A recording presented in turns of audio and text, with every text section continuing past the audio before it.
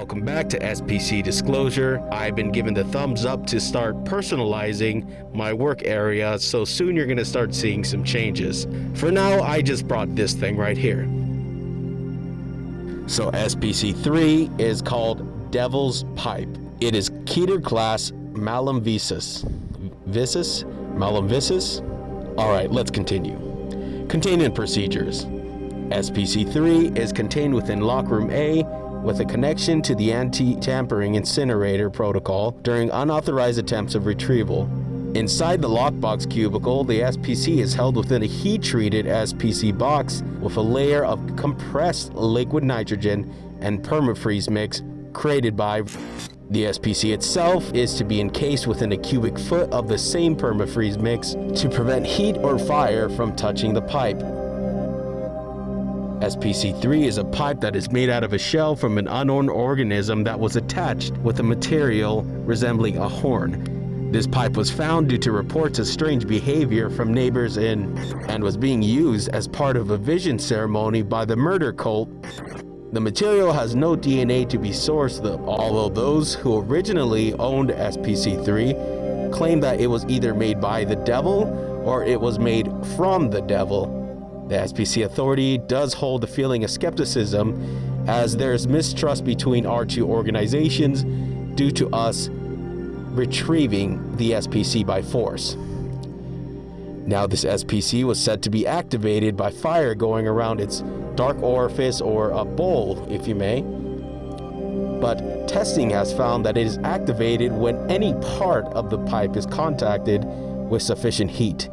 This heat activation may change from anywhere between 0 to 100 degrees Fahrenheit, which is why the SPC needs to stay as cold as possible to avoid any smoke affecting personnel, as it will not dissipate like normal smoke does. When the pipe is smoked or warmed, one starts to have visions of what could only be construed as pure evil being done upon both known family and friends. These visions are accompanied by an extreme high that does not seem to have any short or long-lasting effects if done sparingly. The longer a person smokes out of the pipe in one session, the more pure the evil they start to see. Eventually, the evil visions will not cease once the high is gone, and instead feelings of paranoia start to build as they start to shift focus onto the victim and attempt to kill them. Although no actual damage occurs, victims of SPC3 claim that they feel physical pain, and some even die from heart attacks or by suicide. The only cure once this stage is reached is if the person commits the same act of evil they are hallucinating and also convince another victim to smoke out of this pipe. This causes the hallucination to transfer from one person to another.